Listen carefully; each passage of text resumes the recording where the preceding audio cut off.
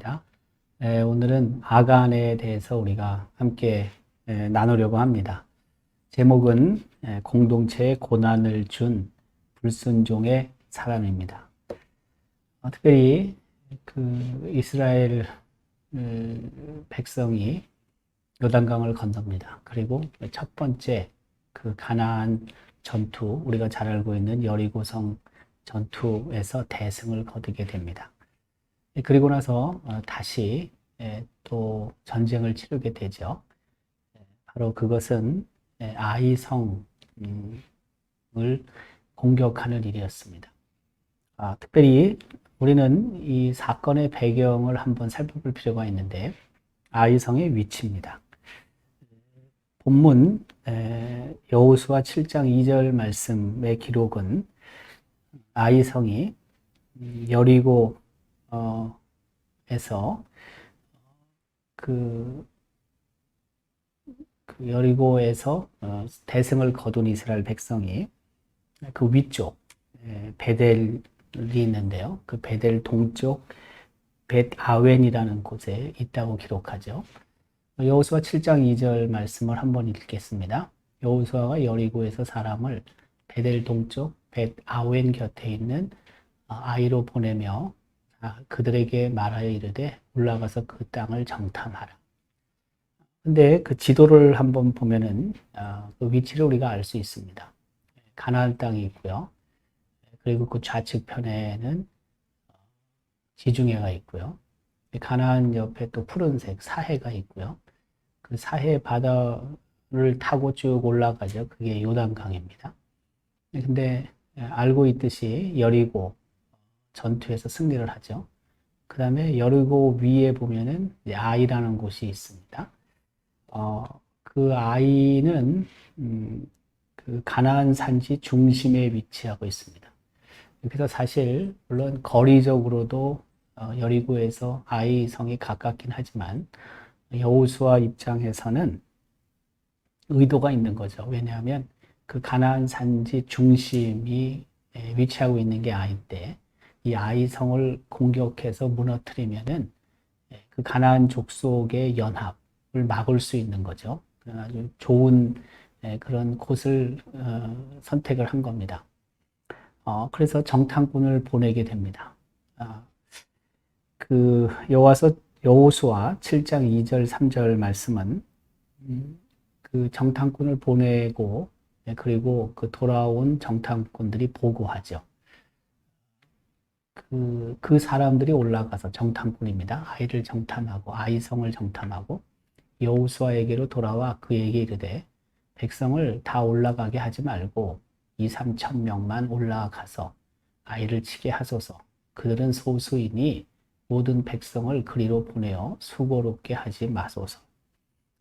그렇게 보고하는 거죠. 그러니까 아이성이 작았고 또 그렇게 뭐 여리고 성에 비해서도 아주 전력이 떨어진다고 정탐꾼들은 본 거죠. 그래서 뭐 전력 투구할 이유 없이 한 2천에서 3천 명 정도 군사를 보내서 전쟁하면 충분히 이길 것이다 라고 정탐꾼들이 보고합니다. 그래서 이 정탐꾼의 보고를 들은 여호수아는 군사 3천 명쯤을 올려보내는 거죠.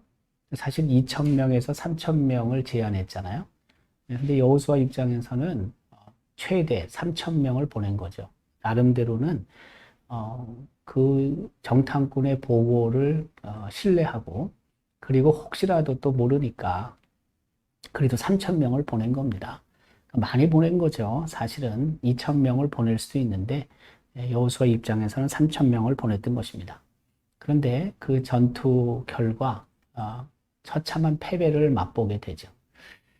그 여호수아 7장 4절 5절은 이렇게 기록합니다. 아이 사람 앞에서 도망하니, 누가요? 이스라엘 군대가. 이 사람이 그들을 36명쯤 쳐 죽이고 성문 앞에서부터 스바림까지 쫓아가 내려가는 비탈에서 쳤으므로 백성의 마음이 녹아 물같이 된지라. 간단히 끝날 줄 알았던 이 전쟁이 힘들게 됐죠. 이스라엘 군대 36명이 죽게 되죠. 그런데 사실은 단 한 명도 죽지 않고 그 여리고 성, 철옹성과 같은 여리고 성을 무너뜨렸지 않습니까? 물론 자신들이 싸워서 이긴 건 아니지만 그것을 염두에 두고 있던 이스라엘 군사들 입장에서는 놀란 거죠. 36명 죽은 게 어떻게 보면 그렇게 많이 죽은 건 아니죠. 전쟁에서. 그런데 워낙 첫 번째 전투, 여리고성 전투에서 하나님의 능력을 보았기 때문에 36명이 죽고 나서 이스라엘 군대는 정말 사기가 많이 떨어지죠. 그래서 그 여호수아 4장 7장 4절 5절은 이렇게 기록하고 있는 거 아닙니까? 아이 사람 앞에서 도망했다. 아이 사람이 그들을 36명쯤 쳐 죽였다. 그래서 이스라엘 백성의 마음이 녹아서 물같이 되었다라고 기록하고 있습니다. 패배 직후에 그 여러 반응들이 있는데요. 그 중에 우선 여호수아, 이스라엘 백성의 지도자인 여호수아가 탄식을 하게 됩니다. 여호수아서 7장 6절 7절 말씀입니다. 여호수아가 옷을 찢고 이스라엘 장로들과 함께 여호와의 궤 앞에서 땅에 엎드려 머리에 티끌을 뒤집어 쓰고 저물도록 있다가 이르되 슬프도소이다. 주 여호와여 어찌하여 이 백성을 인도하여 요단을 건너게 하시고 우리를 아무리 사람의 손에 넘겨 멸망시키려 하셨나이까. 우리가 요단 저쪽을 만족하게 여겨 거주하였더라면 좋을 뻔하였나이다. 그 이스라엘 백성의 지도자인 여호수아 그리고 또 장로들이 하나님의 궤, 법궤 앞에서 땅에 엎드리죠. 그리고 머리에 티끌을 뒤집어 쓰죠. 그리고 해가 질 때까지 있다가 그렇게 탄식을 합니다. 슬프다는 것입니다. 하나님께서 지금까지 우리와 함께 하시고 동행하셔서 그 능력을 드러내 주셔서 여기까지 왔는데 어떻게 이런 일이 벌어질 수 있습니까? 라는 뜻입니다. 결국에는 우리 이스라엘 백성이 가나안 족속, 아모리 족속에 멸망당하지 않을까 하는 이야기를 하는 거죠. 그러면서 요단강을 건너지 않고 그냥 요단 동편에 살았으면 좋았을 것이라고 그렇게 지도자인 여호수아조차 하나님 앞에 원망하는 이야기를 하게 되는 거죠. 여호수아의 탄식 그리고 장로들의 탄식만이 아니라 하나님도 반응을 보이시죠. 그것은 하나님이 그 이스라엘로부터 돌아섰다는 것입니다. 하나님이 돌아서신 이유가 무엇일까요? 여호수아 7장 10절 11절은 기록합니다. 여호와께서 여호수아에게 이르시되 일어나라 어찌하여 이렇게 엎드렸느냐 이스라엘이 범죄하여 내가 그들에게 명령한 나의 언약을 어겼으며 또한 그들이 온전히 바친 물건을 가져가고 도둑질하며 속이고 그것을 그들의 물건들 가운데 두었느니라. 무슨 뜻입니까? 이스라엘 백성이 범죄했다라는 것을 말씀합니다. 다시 말해서 아이성에서 전투의 패인은 다른 데 있지 않고 이스라엘 백성의 죄를 범했기 때문에 처참한 패배를 볼 수밖에 없었다라고 하나님은 말씀하시고요. 그래서 하나님께서 이스라엘 백성에게서 돌아섰다라는 것을 분명하게 밝히게 되는 거죠. 그러면서 하나님께서 하시는 말씀은 당연히 하나님께 바쳐야 될 물건이 있었는데 그것을 가지고 갔다라고 얘기를 하는 거죠. 말씀을 하시는데 사실 어떻게 보면 이스라엘 백성 전체가 범죄한 거라기보다는 한 개인의 범죄가 있었고 근데 그 한 개인의 범죄가 이스라엘 공동체의 범죄로 하나님께서 여기셨다라는 것을 우리는 알 수가 있습니다. 특별히 그 하나님께서는 그 범죄한 사람을 찾아내는 방법에 관해 친히 말씀하십니다. 하나님의 명령이죠. 근데 그 찾아내는 방법을 하나님이 말씀하시기 전에 이스라엘 백성에게 이렇게 하라고 말씀을 하셨죠. 여리고성을 무너뜨린 후에 하나님께서 여리고성 전투에서 승리한 후에 이스라엘 백성이 해야 될 일이 있음을 분명히 말씀하셨죠. 근데 이제 그것을 지키지 않은 거죠. 그래서 범죄가 된 것이고, 그래서 그 범죄한 사람을 찾아내는 그런 과정을 우리는 보게 되는 거죠. 하나님께서 명령하신 것은 여호수아 6장 18절에 기록하고 있죠. 너희는 온전히 바치고 그 바친 것 중에서 어떤 것이든지 취하여 너희가 이스라엘 진영으로 바치는 것이 되게 하여 고통을 당하게 되지 아니하도록 오직 너희는 그 바친 물건에 손대지 말라고 말씀해요. 다시 말해서 하나님 것이라는 거죠. 하나님께 온전히 드려져야 된다는 거죠. 누구든지 하나님께 드려져야 할 것을 가지면 안 된다는 것이요. 그런데 결국에는 누가 그것을 가지고 간 겁니다. 범죄한 것입니다. 그러면서 하나님께서 이제 그 범죄한 사람을 찾아내시는데 그러기 위해서 온 이스라엘 백성이 거룩해져야 할 것을 말씀하시죠. 거룩하라고 말씀하시죠. 여호수아 7장 13절 말씀입니다. 너는 일어나서 백성을 거룩하게 하여 이르기를 너희는 내일을 위하여 스스로 거룩하게 하라.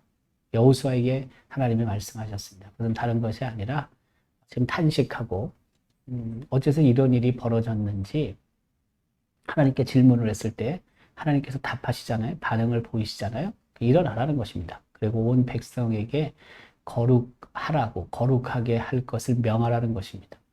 내일을 위하여 스스로 거룩하게 하라고 하나님이 말씀하십니다. 이스라엘 백성은 그 후에 우리가 이미 또 알고 있지만은 한 사람의 범죄가 이스라엘 전체 공동체에 고난, 고통을 주게 됐는데 그 한 사람의 범죄에는 이스라엘 공동체의 범죄라고 생각할 수 있고요. 그래서 이스라엘 전체 백성이 거룩해져야 할 필요가 있었던 거죠. 그래서 이스라엘 백성 모두가 스스로 거룩하게 할 것을 하나님께서 여호수아를 통해 명령을 하시는 거죠. 그러고 나서 이제 그 범죄한 사람을 좁혀 들어가는데요. 제비 뽑기를 통해서 하나님께서는 그 범죄한 사람을 드러나게 하셨던 거죠. 여호수아 7장 18절은 기록합니다. 삽디의 가족 각 남자를 가까이 나오게 하였더니 유다 지파 세라의 증손이요 삽디의 손자요 갈미의 아들인 아간이 뽑혔더라. 그렇죠? 처음에 어떻게 12지파, 그렇죠? 네, 지파 중에서 한 명을 선택하는 거죠. 그러고 나서 그 지파에 또 가문들이 있는데 그 가문 중에서 또 가문을 선택하는 거죠. 그 다음에 가문 중에서 뭘 선택합니까? 가족을 선택하죠. 가족도 여러 명이 있을 거 아니에요? 그래서 가족 중에서 한 명을 또 선택하는 거죠. 그러니까 큰 단위부터 이렇게 축소해 들어가는 거죠. 그래서 결국에는 제비뽑기를 통해 아간이 그 범죄한 사람이라는 것이 이제 밝혀지게 되었습니다. 우리가 그냥 추측하는데 우리가 잘 알고 있는 그 우림과 둠밈으로 여호와 하나님께서는 제비를 뽑게 하셨고 결국에는 아간이 범죄한 자로 드러나게 되었다고 볼 수 있습니다. 그 제비 뽑기로 아간이 결정된 다음에 여호수아는 그 아간에게 말하죠. 아간에게 권면합니다. 여호수아 7장 19절인데요. 여호수아가 아간에게 이르되 내 아들아 청하노니 이스라엘의 하나님 여호와께 영광을 돌려 그 앞에 자복하고 내가 행한 일을 내게 알게 하라. 그 일을 내게 숨기지 말라. 여호수아는 아간을 호칭하는데 내 아들아 라고 호칭합니다. 화를 불같이 내고 그리고 질책하진 않은 것 같아요. 여호수아 화가 나긴 났겠죠. 그렇지만 여호수아는 아간을 향하여 내 아들아 라고 부릅니다. 사랑의 호칭이고 긍휼의 호칭이죠. 그러면서 여호수아는 어떻게 보면은 아간에게 마지막 기회를 하나 주는 거라고도 볼 수 있겠죠. 그래서 하나님께 영광을 돌려라. 그리고 내가 행한 일을 솔직하게 내게 말해라. 라고 그렇게 여호수아는 권면을 합니다. 여호수아는 굉장히 인내하면서 말하고 있는 것을 우리는 알 수가 있습니다. 어떻게 보면 여호수아는 굉장히 온유한 사람이었다고도 볼 수 있겠습니다. 그 아간의 범죄로 인해서 우리가 알고 있듯이 아이성 전투에서 무려 36명이 죽었지 않습니까? 뭐 그 사람 죽은 것도 큰일이지만 그 사기에 충천했던 이스라엘 군대, 이스라엘 백성의 사기가 땅에 떨어지지 않았습니까? 그것은 정말 아주 큰일입니다.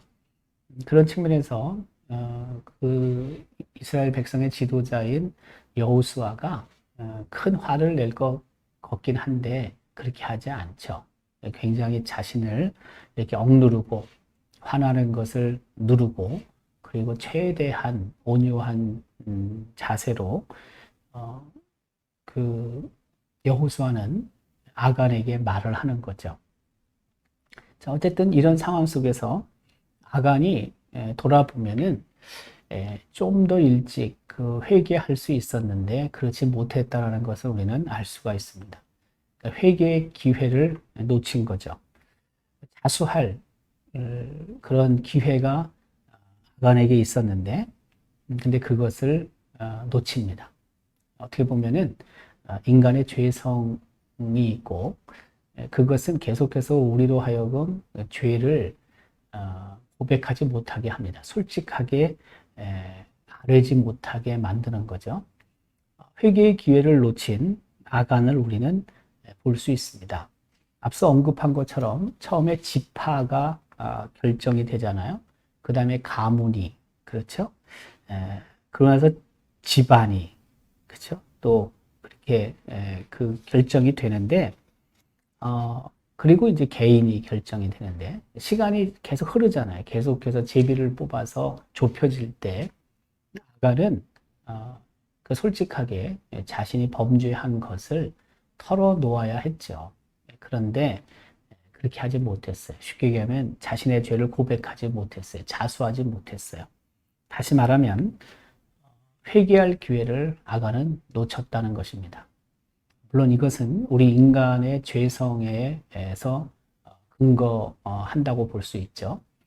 웨슬리 오웰은 하나님의 위대한 구원이라는 책에서 이렇게 말합니다. 발람은 자신의 죄를 고백했지만 자신의 고집대로 행했다. 그래서 발람은 그가 바라던 바 의인으로서의 죽음을 갖지 못하고 악인으로서 죽음을 맞이했다. 아간과 사울과 유다 모두 자신의 죄를 고백했지만 이들 중에 온전히 회개하여 용서를 받은 사람은 아무도 없다. 라고 그렇게 웨슬리 오웰은 말을 했습니다.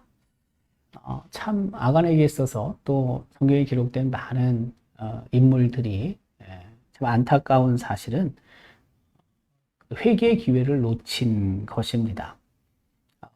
계속해서 제비를 뽑으며 기회가 주어졌음에도 불구하고 끝까지 아간은 숨기다가 결국에는 마지막 제비를 뽑아서 아간이 범죄했다는 사실이 드러났죠.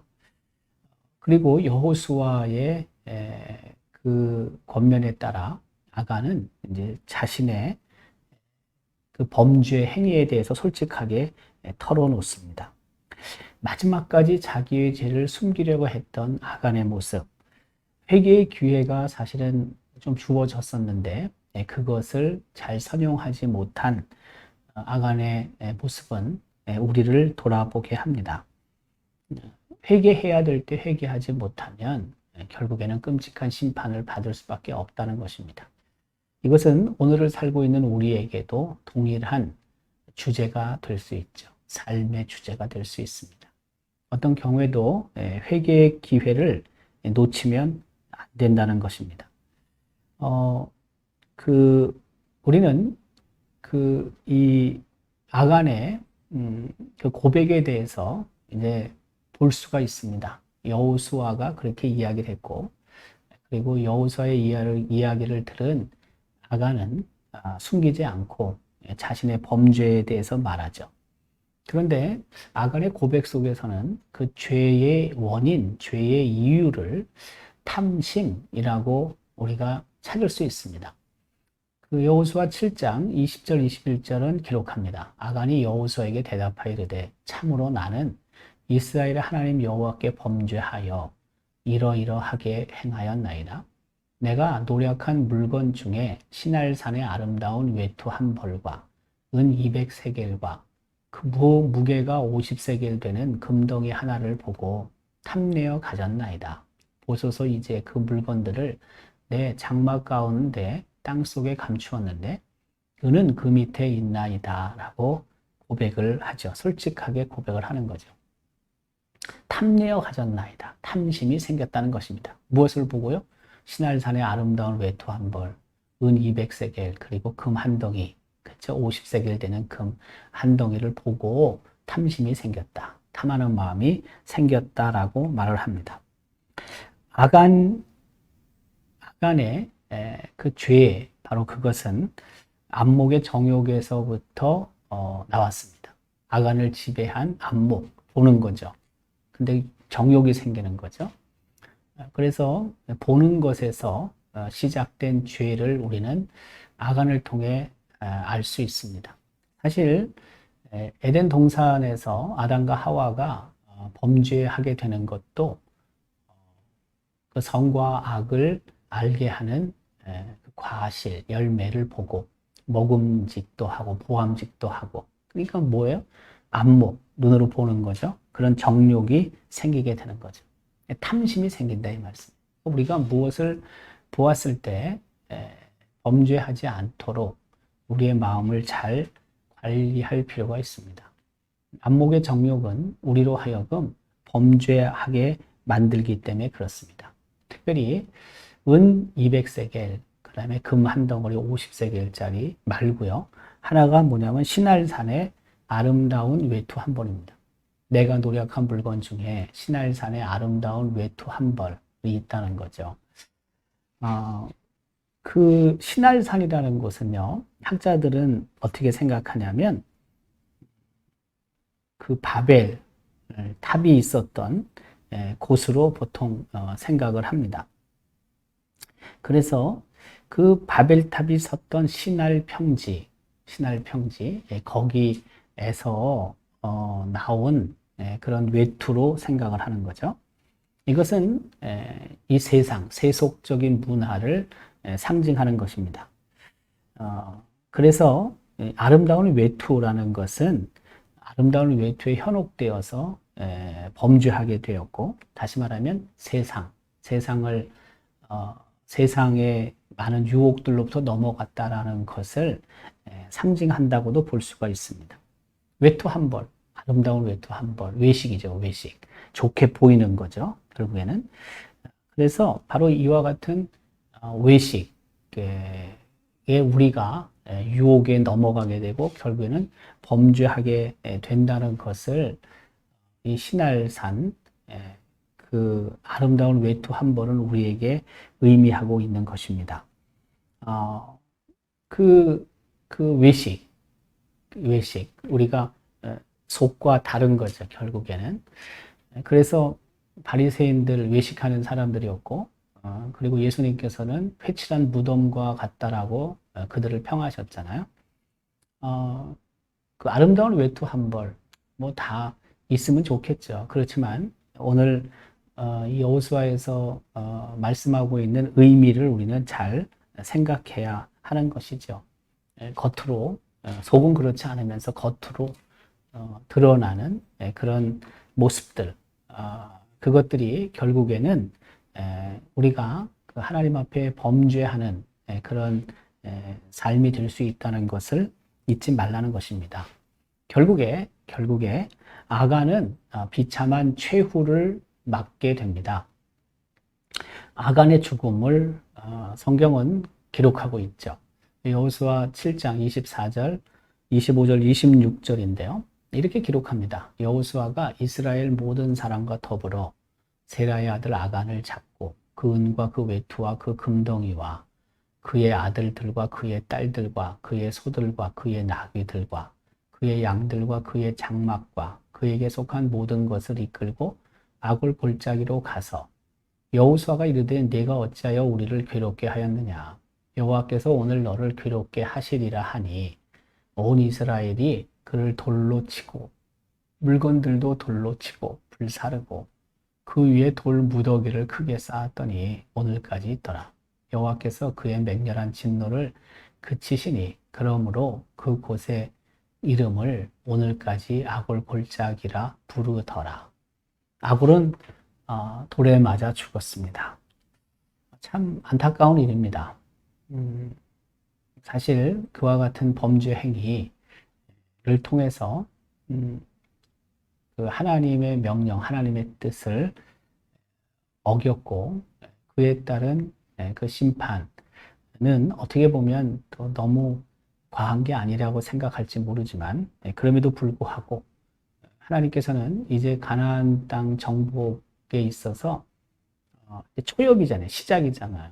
하나님의 말씀을 따르지 않으면 패배하기도 하고 또 더 나아가서는 더 큰 어려움이 생길 것을 생각하시고 어떻게 보면은 아간의 그 범죄 행위를 통해 이스라엘 백성이 그렇게 하지 않도록 다음부터는 그런 측면도 그런 교훈도 있다라고 생각이 듭니다. 근데 아간만 죽은 것이 아니라 그의 성경 우리 지금 읽었지만 기록을 보면 아들들, 딸들, 소들, 나귀들, 양들, 장막 그에게 속한 모든 것들이 돌에 맞아 또 불에 태워졌습니다. 가혹한 그런 심판으로 볼 수 있습니다. 그렇지만 앞서 언급한 것처럼 하나님께서는 당신께서 하신 말씀에 불순종한 아간과 그의 가족들에게 심판을 내리셨습니다. 그게 주는 아간이 받은 그 징벌이 주는 교훈이 분명히 있다는 것을 우리는 다시 한번 깨달아야 할 것입니다. 다 복수로 쓰여져 있습니다. 아들들, 딸들, 소들, 나귀들, 양들, 그렇죠? 다 복수입니다. 아들들이 몇 명이었는지, 딸들이 몇 명이었는지, 소가, 나귀가, 양이 몇 마리인지는 잘 모르지만, 그러나 중요한 사실은 아간과 관련된 모든 것들이 죽었습니다. 이 부분들은 우리로 하여금 다시 한번 깨닫게 하는 것이 있습니다. 그것은 우리가 정말 그 죄로부터 자유로울 수 있도록 예수님께서 십자가에 돌아가시면서 보혈을 흘려 주셨는데 그 회개의 기회를 우리가 잘 살려야 되고 또 그 기회를 우리가 놓치게 됐을 때 나뿐만이 아니라 내 주변에 있는 사람들도 이런 고난에 당할 수 있다는 것을 우리는 기억해야 한다는 것입니다. 아간이 주는 몇 가지 교훈을 함께 나누려고 합니다. 첫 번째는 바쳐야 할 여리고성의 물건들이 있는데 근데 그 물건들을 아간이 가로챈 거죠. 도둑질한 것입니다. 여호수아 6장 16절, 17절은 이렇게 기록합니다. 일곱 번째 제사장들이 나팔을 불 때에 여호수아가 백성에게 이르되 외치라. 여호와께서 너희에게 이 성을 주셨느니라. 이게 뭐예요? 여리고성이죠. 그죠? 여리고성이 무너지게 되는 거죠. 하나님께서 여리고성을 이스라엘 백성이 주셨다는 겁니다. 17절입니다. 이 성과 그 가운데 있는 모든 것은 여호와께 온전히 바치되 기생 라합과 그 집에 동거하는 자는 모두 살려주라. 이는 우리가 보낸 사자들을 그가 숨겨 주었음이니라. 이 성과 그 가운데 있는 모든 것은 여호와께 온전히 바쳐라. 하나님께 드려야 되는 것입니다. 내가 가져서는 안 됩니다. 그런데 아간은 하나님께 바쳐야 될 것, 온전히 바쳐야 될 것을 자기 것으로 만들었죠. 그래서 그 장막의 땅을 파고 거기에 신할산 외투 한 벌, 200세겔 은, 50세겔 금을 거기다 묻은 거 아닙니까? 하나님께 바쳐져야 될 것들이 있습니다. 하나님이 요구하시는 것들이 있습니다. 그것은 우리가 그대로 간직하고 있거나 또 우리가 소유하면 안 된다는 것입니다. 하나님이 원하시는 것, 하나님이 명령하신 것은 오직 우리가 하나님께 드려야 하고, 그리고 그 하나님께 드릴 때, 그 하나님께서 기뻐하실 뿐만이 아니라 결국에는 우리가 순종하는 삶으로 나아갈 수 있다는 것을 말씀합니다. 때로는 정말 좋게 보이고 정말 내가 소유하고 싶고 내가 사용하고 싶은 것들이 있습니다. 그럼에도 불구하고 하나님께 드려지는 것, 하나님께 바치는 삶, 바로 그것이 하나님이 요구하시는 삶이라는 것을 잊지 말아야 합니다.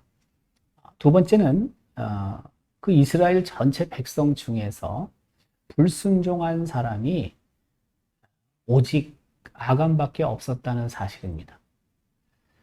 아간이 유일하게 불순종한 사람이었습니다. 앞서 성경은 기록하잖아요. 여호와께 온전히 바쳐라. 그렇죠? 여리고성과 그 가운데 있는 모든 것은 여호와께 온전히 바쳐라. 하나님이 말씀하셨거든요. 근데 그 수많은 이스라엘 그 사람들은요, 그걸 다 지켰단 말이에요. 그 수많은 사람들. 우리가 알고 있듯이 장정만 60만 명 정도 되는 그 사람들이 다 지켰거든요. 그런데 딱 한 사람, 아간만이 범죄했어요. 참 놀라운 일입니다.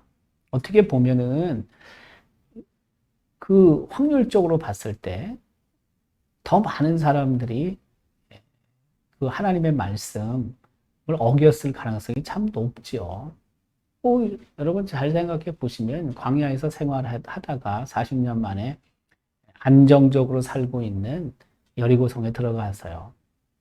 그 눈에 보이는 것들이 그동안 40년 동안 보지 못했던 것들, 그러나 보면 알잖아요.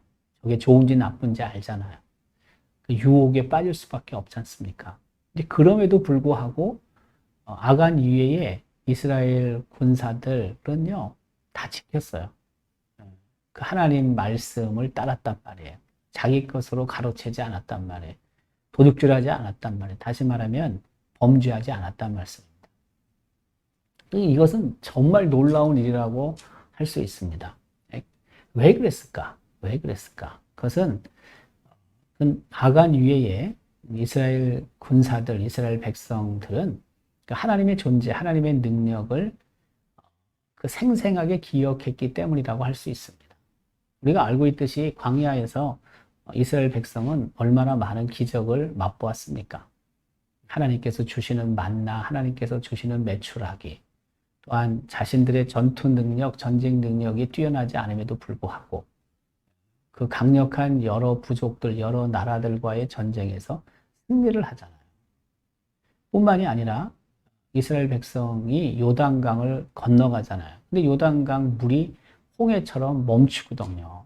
그와 같은 놀라운 일이 어디 있습니까? 뿐만이 아니라 이스라엘 백성은 그 강력한 군사력을 가진 여리고 성에서 전투를 통해 정말 생각지도 못한 방법으로 승리를 거두는 거 아닙니까? 이것을 목격했다는 거예요. 다 이것을 보고 있다는 거예요. 알고 있는 거예요. 그렇기 때문에 하나님께서 하지 말라고 하시면 그 전능하신 하나님, 살아계신 하나님, 그 하나님의 존재와 능력을 잊지 말고 그대로 이스라엘 백성은 순종할 수밖에 없었던 거죠. 그런 면에서 아간은 그 하나님의 존재와 하나님의 능력을 무시했던 사람이라고도 할 수가 있습니다. 어떻게 감히 그걸 생생히 다 봤는데 그 하나님의 말씀을 따르지 않겠습니까? 앞서 아간은 가족이 있었잖아요. 아들들, 딸들이 있었잖아요. 그러니까 이런 사실들을 아간은 다 목격했을 가능성이 있죠. 연령으로 봤을 때. 아는 거죠. 그럼에도 불구하고 하나님께서 하신 말씀을 지키지 않았다는 것입니다. 큰 그런 체험들, 은혜 체험이 있음에도 불구하고 하나님을 신뢰하거나 더 나아가서 하나님 말씀에 순종하지 않은 아간의 모습을 볼 수가 있습니다. 이것은 다른 게 아닙니다. 우리가 큰 은혜를 체험했다 할지라도 어느 순간 하나님을 배신할 수 있고 또한 사탄의 유혹에 넘어갈 수 있다는 것을 말하고 있는 것입니다. 그렇기 때문에 우리는 늘 깨어 있어야 하는 거죠. 사탄의 유혹으로부터 이겨내야 되잖아요, 우리가. 승리해야 되지 않습니까? 그러기 위해서는 우리가 깨어 있어야 하고 늘 하나님과 밀접한 교제를 갖고 있어야 되는 거죠. 나머지 아간 위에 나머지 사람들은 그래도 어느 정도 깨어 있었다고 볼 수 있는 겁니다. 겁이 나는 거죠. 어떻게 보면은. 근데 아간은 이런 일에 겁을 내지 않았던 것입니다. 뿐만이 아니라 그 풍성한 하나님의 의뢰를, 놀라운 하나님의 의뢰를 목격했음에도 불구하고 아간은 하나님의 존재, 하나님의 능력을 무시한 사람이었다라는 것입니다. 오늘 살아가고 있는 우리도 마찬가지입니다. 그런 측면에서 날마다 하나님과의 만남, 하나님과의 사귐이 필요하고, 그래서 날마다 그 하나님이 베푸시는 놀라운 은혜, 능력들을 영의 눈으로 우리가 확인하고 볼 필요가 있다는 것입니다. 세 번째는 하나님의 이름에 관한 건데요. 하나님의 이름, 하나님의 명예를 더럽히면 안 되는 거죠. 여호수아 7장 9절은 이렇게 기록합니다. 가나안 사람과 이 땅의 모든 사람들이 듣고 우리를 둘러싸고 우리 이름을 세상에서 끊으리니 주의 크신 이름을 위하여 어떻게 하시려 하나이까. 무슨 말입니까? 그 아이성 전투에서 패배하게 되죠. 여리고성 전투에서 이스라엘 백성이 승리하죠. 놀라운 방법으로 승리하죠. 함성을 지르고 무너지게 됐죠. 그때 가나안 족속이 얼마나 놀랬겠어요. 그런데 이제 그 작은 성, 아이성 전투에서 이스라엘 백성이 패배하잖아요. 그러니까 하나님의 이름, 하나님의 크신 이름, 하나님의 명예가 실추되겠죠. 하나님의 이름이 땅에 떨어지고 하나님의 명예가 실추되는 것. 참 그것은 어떤 경우에도 있어서는 안 되겠죠. 이스라엘의 이름이 땅에 떨어진다는 것은 사실은 하나님의 이름이 실추된다는 의미이기도 합니다. 신앙 공동체의 명예가 실추되지 않도록, 교회의 이름이 땅에 떨어지지 않도록. 왜요? 그게 하나님의 이름이 실추되고 하나님의 명예가 땅에 떨어지는 것이기 때문에 우리는 범죄하는 자리에 있으면 안 된다는 것이죠. 어떤 경우에도 하나님의 이름이 높여질 수 있도록, 교회가 높여질 수 있도록 최선의 삶을 살아야 합니다. 내가 당하면 당했지, 교회가 하나님이 그 불명예스럽게 되지 않도록 우리가 최선을 다해야 하는 것이죠. 바로 이 본문 여호수아 7장 9절은 우리에게 그것을 말씀하고 있습니다. 나 살려고 교회를 끌고 들어간다든지, 나 살려고 하나님의 이름을 욕되게 하는 일은 어떤 경우에도 생겨서는 안 됩니다. 아간의 한 사람의 범죄가 결국에는 이스라엘 공동체 그리고 하나님의 이름을 욕되게 했습니다. 사실 이것을 회복해야 될 그런 상황들, 하나님의 이름이 다시 높여지고 이스라엘 신앙 공동체가 그 이름이 회복되는 것, 저쪽에서는 이미 무시할 수도 있는데요. 시간도 걸리는 거죠. 그런 것들이.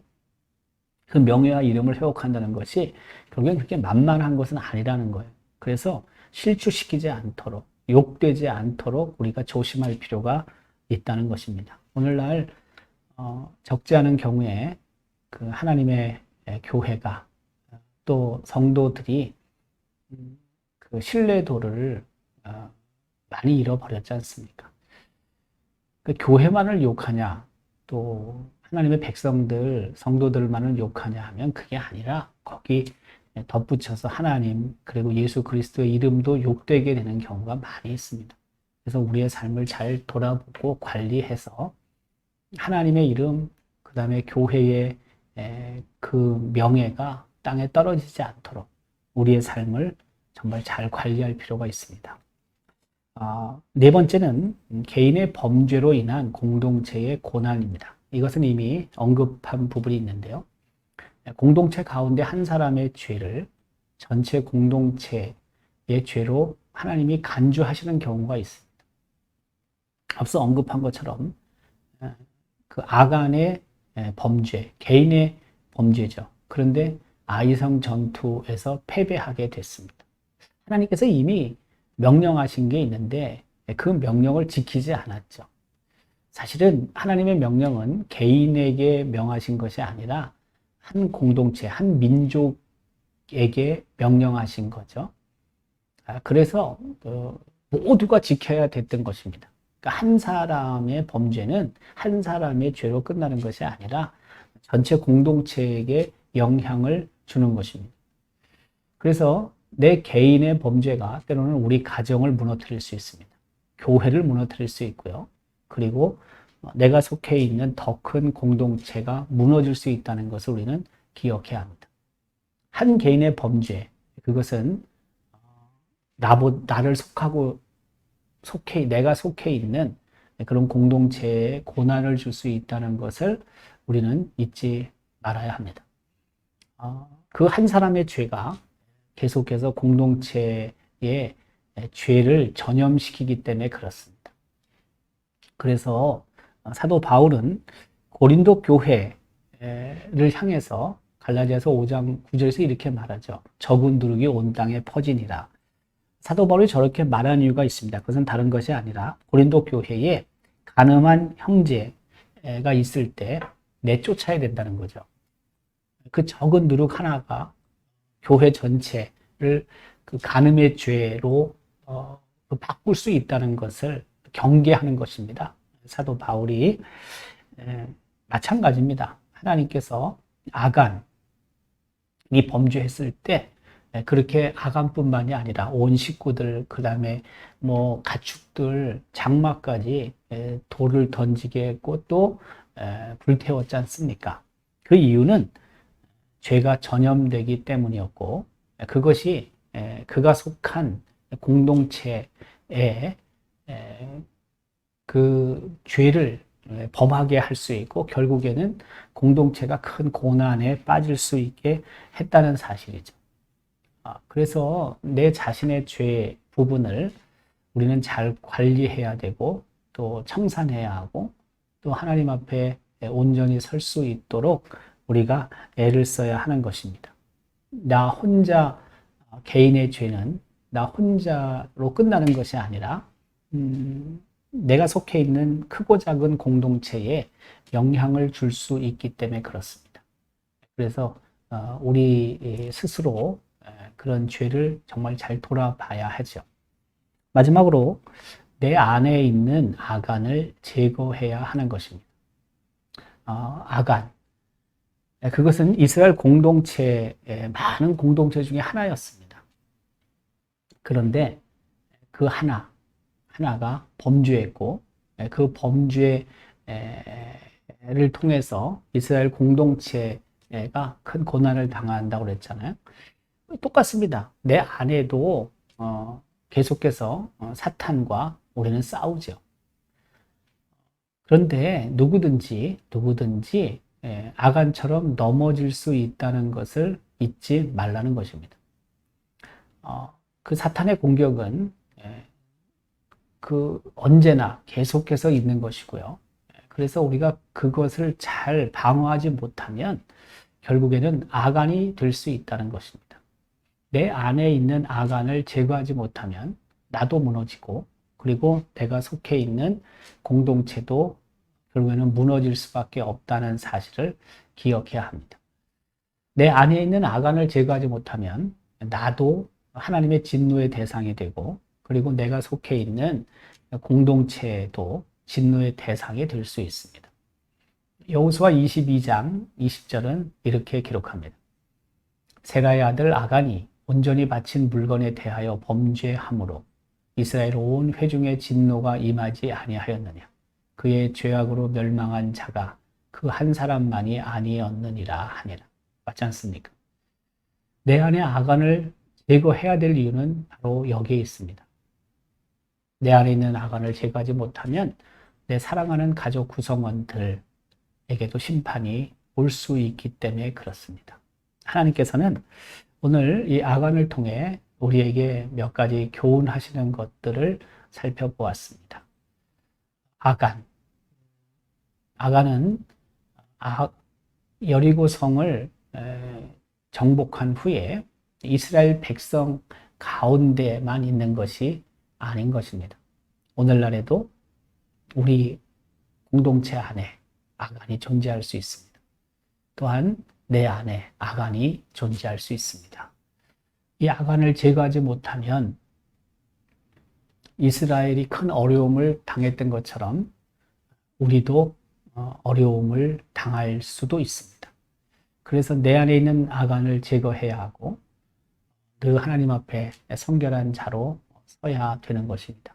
그것을 통해서 하나님께서 또 다시 새로운 일을 이루어 가십니다. 아간이 범죄했을 때 하나님께서는 온 이스라엘 백성에게 스스로를 거룩하게 하라고 말씀하셨습니다. 하나님이 원하시는 그 거룩성을 우리는 유지해야 한다는 것입니다.